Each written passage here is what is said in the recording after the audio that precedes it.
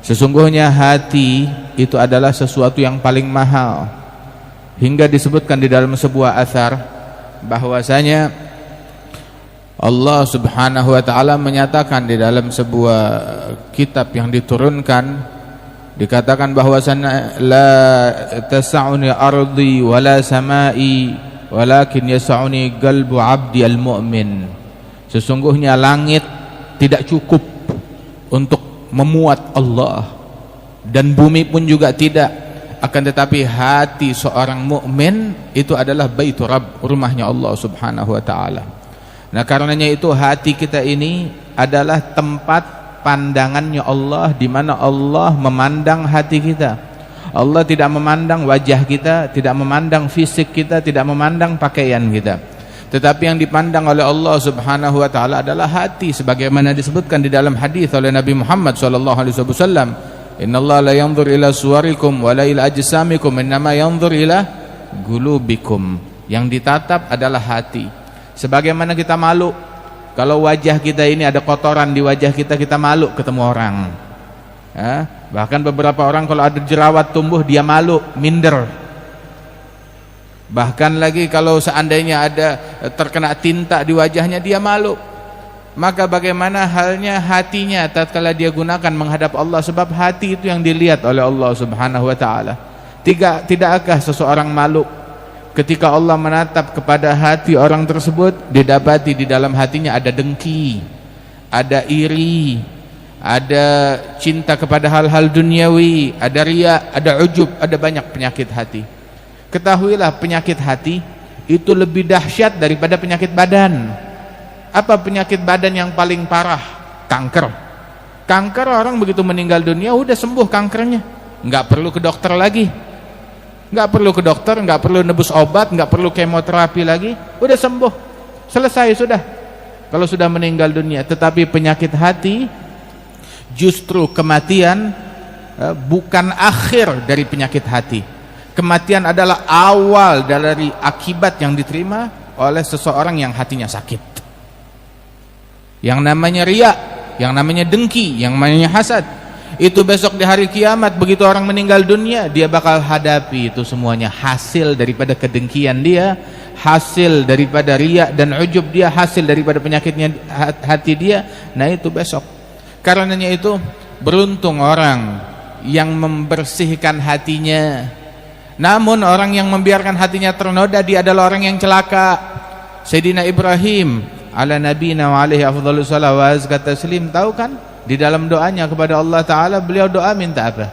Wala tukhzini yauma yub'atsun yauma la yanfa'u malun wala banun illa man atallaha biqalbin salim. Ya Allah, jangan hinakan aku di hari kebangkitan, hari di mana harta enggak bawa manfaat, keluarga enggak bawa manfaat, tahta enggak bawa manfaat. Kesian orang yang menyangka bahwasanya tahta, anak ataupun juga harta bisa nolong dia besok di hari kiamat. Lah, enggak bisa nolong dia besok di hari kiamat. Illa kecuali manatallah biqalbin salim. Yang selamat dari kehinaan, dari kehancuran adalah orang yang datang menghadap Allah membawa hati yang selamat. Artinya, kalau hatinya enggak selamat, itu yang hancur, itu yang celaka. Manakala hati enggak selamat, enggak ada gunanya. Wa inkan mulkul ardi fi qabdati yaddi.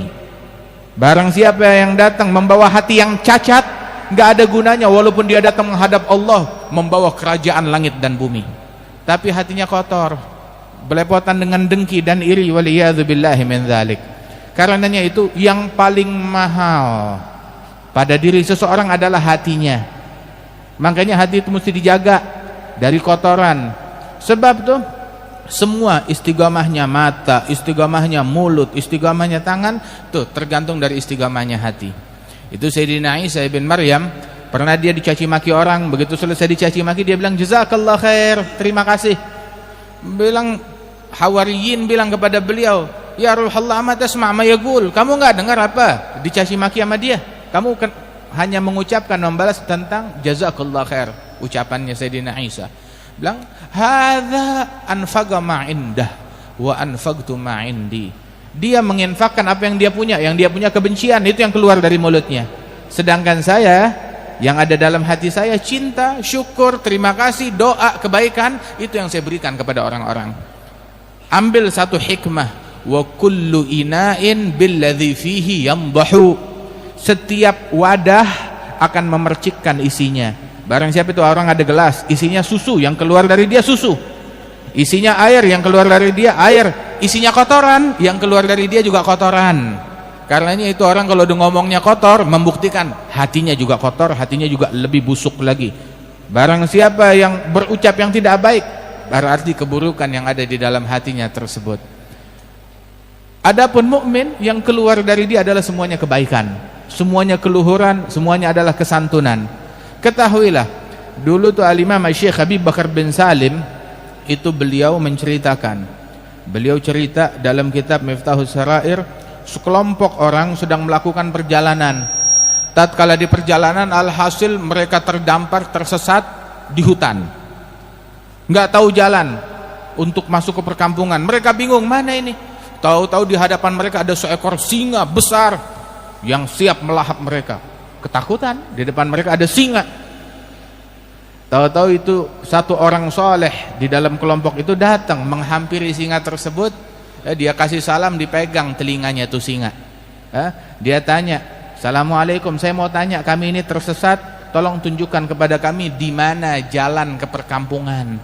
Itu singa bagaikan kucing, hanya ngangguk-ngangguk aja, mengisyaratkan kepada mereka untuk ikutin dia, dibawa ke perkampungan terus jalan. Itu teman-teman yang ikut perjalanan bersama dia heran, "Kok kamu berani dengan singa? Umumnya manusia takut sama singa, kok kamu berani dengan singa?"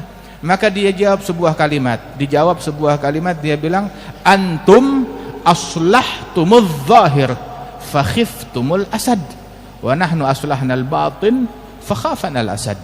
Kalian fokus membangun, memperbaiki zahir, fisik, atribut kalian. Itu dia, sibuk dengan kulit, sehingga hasilnya kalian takut kepada singa, takut kepada makhluk. Sedangkan kami fokus memperbaiki hati, sehingga kami nggak takut apapun kepada selain Allah. Dan itu sebabnya Allah Ta'ala jadikan makhluknya termasuk singa takut kepada kami. Sayyidina Umar ibn al-Khattab pernah dulu di Madinah terjadi bencana kebakaran. Itu ada api yang berkobar, gas kah atau api yang berkobar dari gunung itu, hingga api itu membesar mendekati perumahan di Madinah. Maka Sayyidina Umar menghampiri api tersebut dengan rotannya, dia disamperin, pakai rotan. Itu api disamperin pakai rotan, itu api langsung mundur mengecil hingga padam di dalam gunung. Masya Allah. Jangan heran orang-orang yang hatinya bersih, hatinya ini udah dipenuhi dengan keimanan, jangankan api dunia, api neraka takut sama mereka. Wallah, api neraka takut kepada mereka.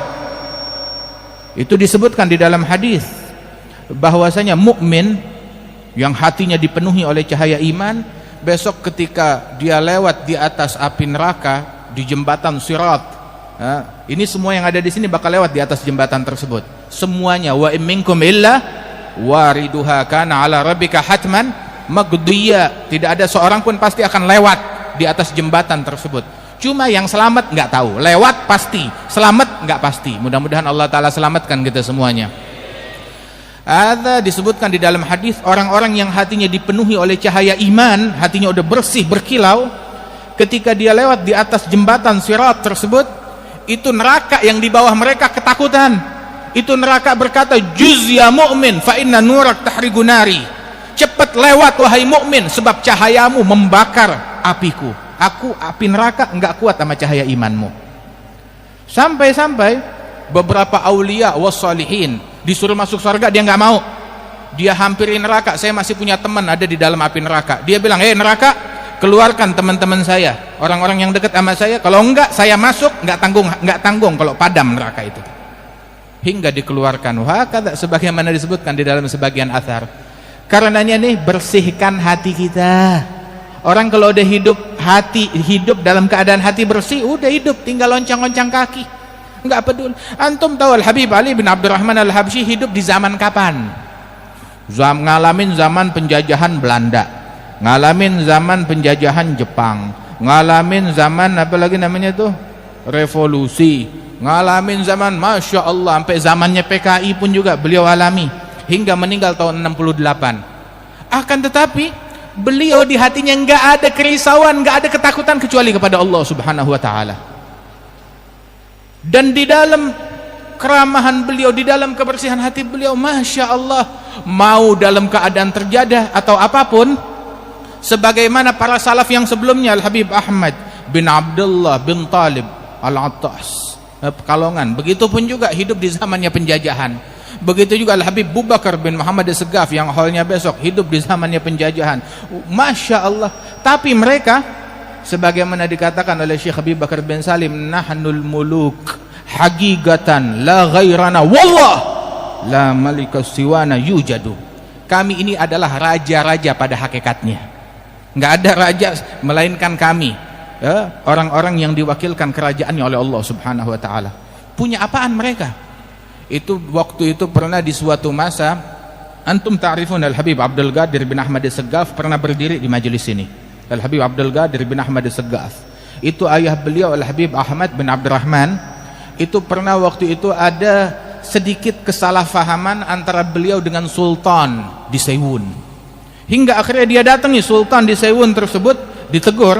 Sultan ini sebenarnya muhibbin, cinta, cuma ada terjadi kesalahpahaman, berhasil dipengaruhi hingga dia melakukan tindakan yang bertentangan dengan Al-Habib Abdurrahman Ahmad bin Abdurrahman As-Segaf, abahnya Habib Abdul Qadir bin Ahmad, hingga ditegur, wahai Sultan, jangan campur masalah ini, begitu. Dan tolong, asal kamu tahu aja, naz'ak min mulkak ashal indi min naz'il kufiyati. Saya melengsarkan kamu dari kursi kesultananmu lebih mudah daripada saya buka kofiah saya ini. Wallah, ada beberapa salatin, raja-raja, kesian sebagian orang menganggap waktu dia ditumpahkan, dipegangkan amanat kerajaan oleh Allah Subhanahu wa Ta'ala, dia nggak sadar kalau itu pinjaman dari Allah Ta'ala. Allahul Malik, Malikal Mulk, raja dari semua kerajaan. Dia membuat beberapa aturan yang tidak benar, akhirnya mengadu kepada beberapa ulama di Tarim. Maka ulama tersebut bilang, sampaikan kepada Sultan, suruh rubah aturan tersebut.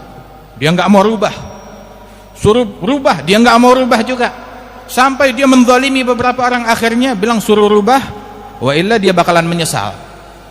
Akhirnya tetap nggak mau rubah. Akhirnya orang alim tersebut masuk ke Masjid Ba'alwi, dia takbir 4 takbir. Tahu 4 takbir? Seperti takbirnya jenazah. Allahu Akbar, Allahu Akbar, Allahu Akbar. Udah. Dalam 1 minggu 7 jenazah dikeluarkan dari rumahnya Sultan. Masya Allah. Udah begitu baru dia taubat, rubah aturannya. Wahakadha, bersihkan hati kita. Jangan dengki sama orang, jangan benci sama orang, jangan prasangka buruk sama orang. Wallah, apa sih yang nipu kita hingga kita jadi mau dengki sama orang lain? Apa yang menipu? Siapa yang menipu kita hingga kita membenci kepada sesama muslim? Apa dan siapa yang menipu kita hingga kita menghalalkan untuk mencaci sesama muslim, memaki sesama muslim? Wallah, yang menghalalkan itu penipu, menipu kita. Jangan tertipu. Sungguh kerajaan langit dan bumi terlalu murah hingga kita rela mengorbankan hati kita untuk mendengki, membenci, mencaci, memaki. Jaga hati kita, perbaiki hati kita. Ini kalau mau bicara masalah hati kayaknya sebulan nih nggak ada habisnya. Tapi hidup kita di dunia ini adalah pembelajaran dari Allah Subhanahu wa Ta'ala. Para ulama-ulama kita, aulia wassalihin, misal Al-Habib Ali bin Abdurrahman Al-Habsyi, Al-Habib Muhammad bin Ali bin Abdurrahman. Al-Habib Muhammad bin Ali bin Abdurrahman tahu dikenalnya dengan apanya? Dikenalnya dengan kebersihan hatinya. Enggak pernah ngomongin orang, enggak pernah gosipin orang, enggak pernah ngatain orang. Al-Habib Muhammad bin Ali bin Abdurrahman belum terlalu lama meninggalnya. Tapi coba tanya orang yang kenal dengan beliau, kapan Habib Muhammad bin Ali pernah maki orang lain, pernah ngatain orang? Dikatain orang sering, dicaci orang sering, bahkan orang yang benci sama beliau datang ke majelisnya, ahlan, fadhal, naik ceramah maki Habib Muhammad. Wal Habib Muhammad bilang, jazakallah khair, terima kasih. Akhlaknya siapa? Akhlaknya Nabi Muhammad. Pertanyaan, yang memaki mana sekarang? Nggak dikenang, nggak disebut. Wal Habib Muhammad bin Ali bin Abdurrahman, puluhan tahun setelah wafat beliau masih kita kenang, masih kita sebut, masih kita puji akhlaknya. Radhiyallahu anhu wa ardhah. Nah karenanya itu, nih hati kita bersihkan hati kita. Mudah-mudahan Allah Subhanahu wa Ta'ala membersihkan hati kita dari noda, dari kotoran, dijadikan kita orang yang bertakwa, dan Allah Ta'ala perbaiki keadaan kita sekalian. Amin ya rabbal alamin. Allahumma ij'al jam'ana hadza jam'an marhuma, tafarruqana min ba'dih tafarruqan ma'suma, wa la taj'al fina wa la minna wa la ma'ana syaqiyan wa la mahruma. Sallallahu alaihi sayyidina Muhammad wa ala alihi wasallam, walhamdulillahi rabbil alamin.